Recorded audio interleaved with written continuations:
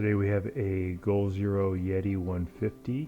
It's misbehaving, it's beeping when you have the power plugged in, which usually means that it needs power.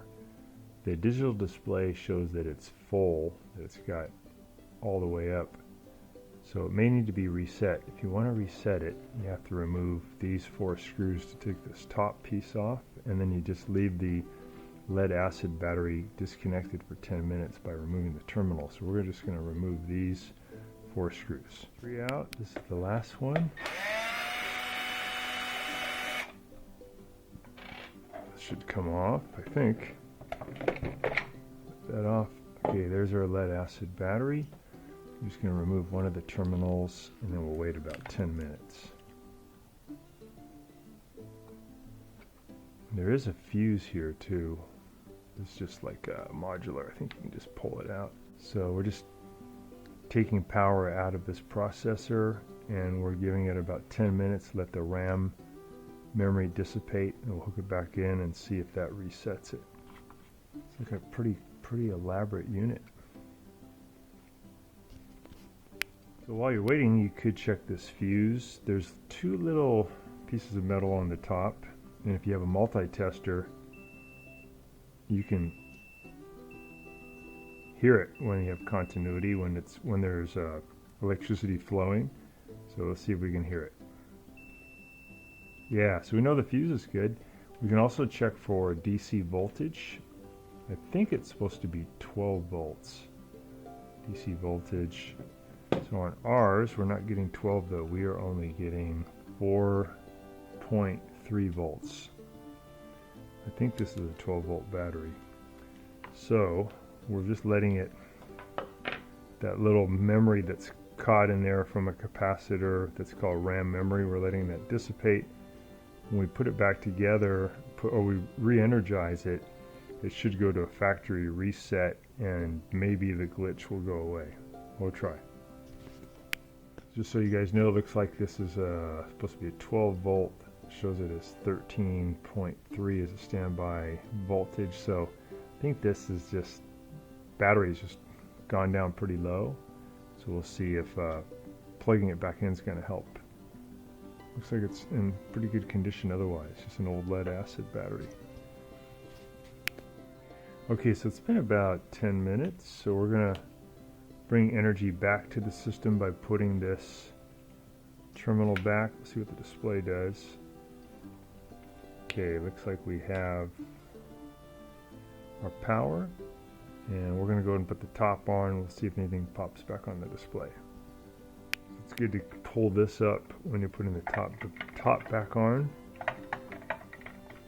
Wiggle it on, keep this lifted up. There we go.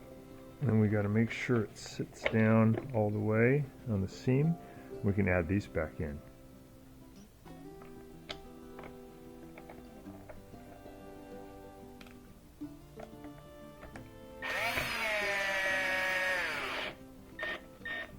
Get the top back on. I think we were using a Torx 15, I believe.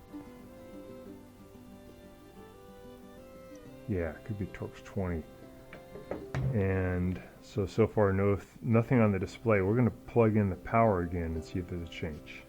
We've got our power adapter. Let's plug it in and see what happens here. Okay.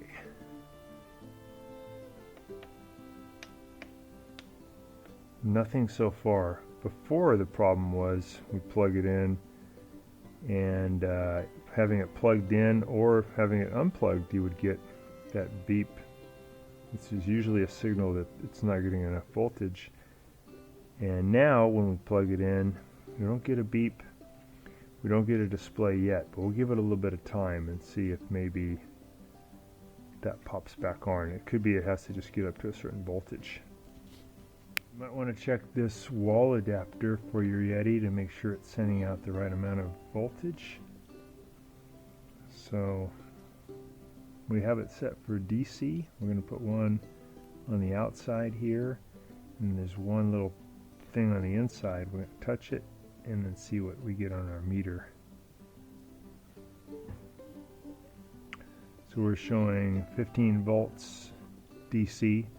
So this is definitely working at sending out the right amount of power.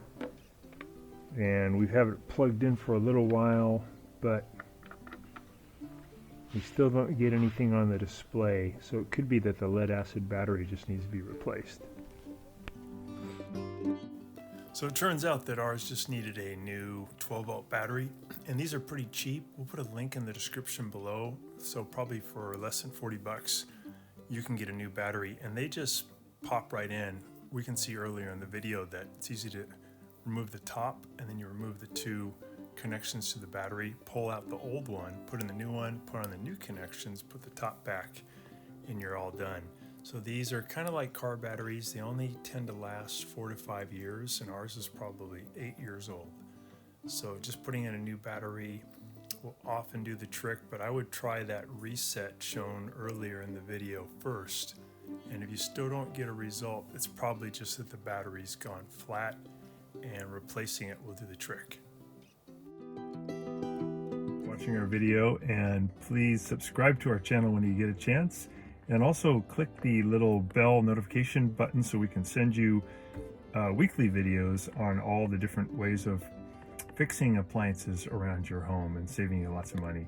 So thanks again for watching, and please also press the like button for our video if this was helpful to you. Feel free to contact me at the email listed below, which is scottthefixitguy@yahoo.com.